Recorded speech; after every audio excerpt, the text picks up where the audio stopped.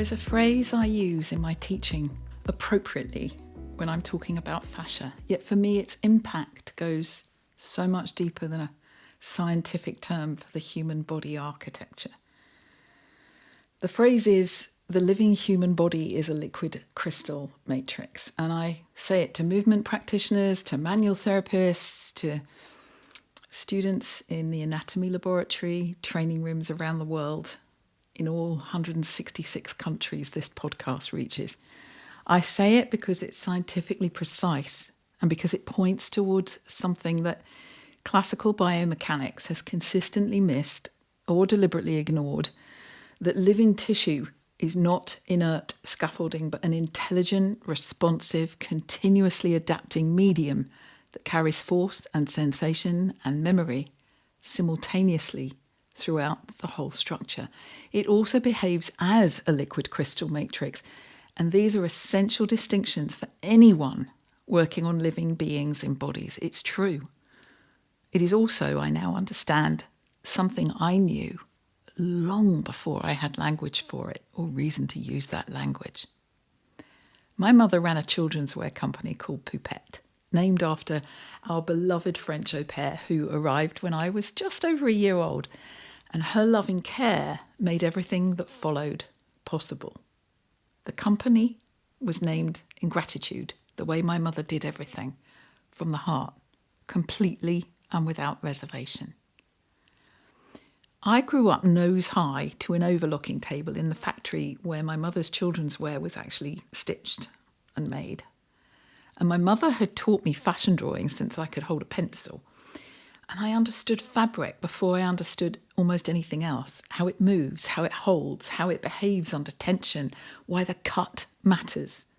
All her stories as a pattern cutter and designer. She knew how the right material in the right context does something that no amount of instruction can replicate. Fabric was her first language, and she gave it to me early.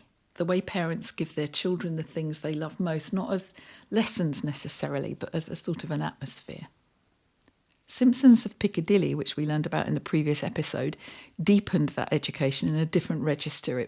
That was about different grades of wool, or the way a well-cut garment moves with the body rather than against it, the specific intelligence of material fitted with care and skill, and how it fits the person it's designed to wrap, not just their size and shape, but their character. And I was yet to learn that both morphology and expression are archetypal. But that's another podcast for another day. I devoted my life eventually to the fabric of the human body, the fascial matrix, the liquid crystal architecture of living tissue, the way the whole structure holds and moves and remembers and transmits. That understanding didn't arrive as an intellectual idea, it arrived as a recognition, the way a musician recognises a key change before they can name it, something my hands already knew from decades of working with an organic material that has its own intelligence, its own properties, its own crystallization, and organises itself so that you can work with it. It taught me about emergent properties. The education that made that possible began at an overlooking table in my mother's factory. It continued through the departments of Simpsons at Piccadilly. It deepened in ways I couldn't have anticipated when I spent 20 years working alongside the family who owned a chocolate factory in Brighton. A family that became mine, my legacy. Chocolate is a liquid crystal matrix. I know that now with the full weight of the science behind it. And at the time, I only knew that it behaved according to its own laws, that it required patience and precision and a particular quality of attention. The skills of an artisan chocolatier are such that you learn to work it and work with it, but you cannot override it. Chocolate has emergent properties that no recipe can fully predict or contain, and my yet-to-be mother-in-law, who had inherited the craft of the chocolatier in Belgium from her family since the 1800s, said it would take 40 years for me to learn properly. She began to teach me anyway. And that was 20 years up to my elbows in a liquid crystal matrix, learning its emergent properties through my hands. And I've spent much more than 20 years working with another kind of liquid crystal matrix, The curriculum was consistent throughout, only the material changed and added its own emergent property, life force. My parents, by the time I began working at the first Belgian chocolate factory in the UK, were running their decorating and interior design company, the two of them, solid and purposeful and entirely themselves. My father's hands-on, beautiful materials, my mother's eye on every room, designing exquisite curtains and soft furnishings in fabrics to dream of. The cottage transformed, other people's homes transformed. The unlived architecture's dream found its expression at last in the particular alchemy of those two people working together to create something so beautiful and magical in other people's homes as well as their own. So when I moved to Sussex, my mother found a rundown clinic in Hove, fell in love with its potential that no one else could see, and she and Dad moved to Sussex too. They transformed that clinic into the most beautiful apartment. It was stunning. Home from home, Friday nights, dinner at 7, even when I was married with their grandson. That is what I mean when I talk about a transmission of life force. It wasn't a handover or an inheritance, so much as a living, ongoing, self-organising intelligence that moves through a family. It was so with the artisan skills of the chocolatier, and it was the same with the way fascial force moves through a body continuously, simultaneously, without interruption, present everywhere and inapparent until you know how to look. It changes over time depending on how you interact with it. My father passed away in May 2019. My mother, as you know, passed away recently, 7 years later, almost to the day. My sister and I were both with her. We were complete in the way our family always sought to be complete. Present, honest, loving, and as close to clear as human beings can when they're also grieving. My mother had said to my sister the day before she lost consciousness, "I'm not afraid of dying, you know." And my sister said, "I know that, Mummy." She wasn't afraid. She had lived completely, loved without revision, served without complaint, made magic from whatever was available, and kept the dinner on the table at 7 o'clock for the best part of 60 years. She had nothing unfinished that couldn't be held with grace.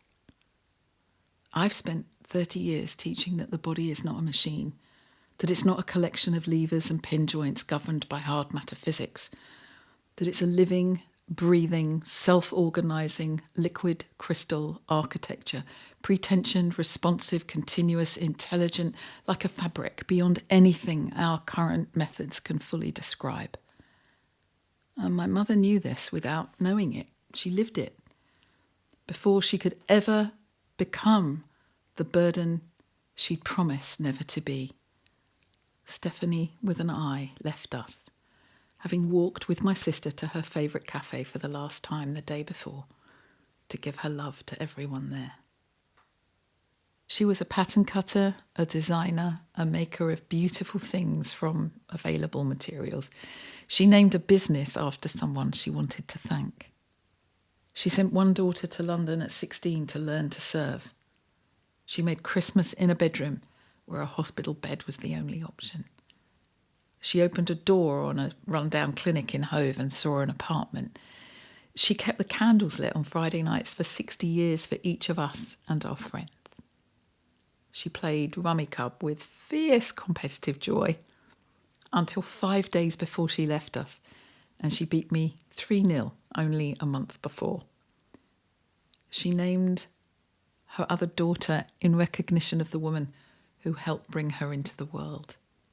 And she adored each one of us and our families, our cousins, her sons-in-law and her grandson. She boasted how kind he had been to her on our family message group a few days before she said goodbye. She self-organised. She adapted. She transmitted. She was, in every sense that matters to my work, a living demonstration of everything I've learned and all that I've learned to teach. This series is called Thank You for Having Me. It began with me holding her hand in those last 6 hours, feeling the extraordinary intelligence of a body completing itself gradually, gracefully, after the last breath. It ends here with the understanding that the thank you was always mutual. She thanked me for being her daughter. My father said well done with his last breath. My son showed up without being asked and stayed until he was sure I was steady. My sister honoured and witnessed every detail of all of it. The transmission is working. It always was, to and through all of us.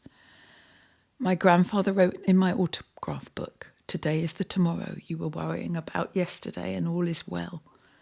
He was right. He was always right, somehow. A new series begins next week, and we're going to return to the geometry of living things, to the colleagues and researchers and extraordinary minds who are redefining what a body is and what it can do. The work continues, as it always has, on this profound foundation my parents built into their family. Thank you for having me here in this series, in this conversation, in this particular quality of time that we've spent together. Thank you for listening to this story, of the story behind the story. I'll see you in the next one. And as always, thank you for having me.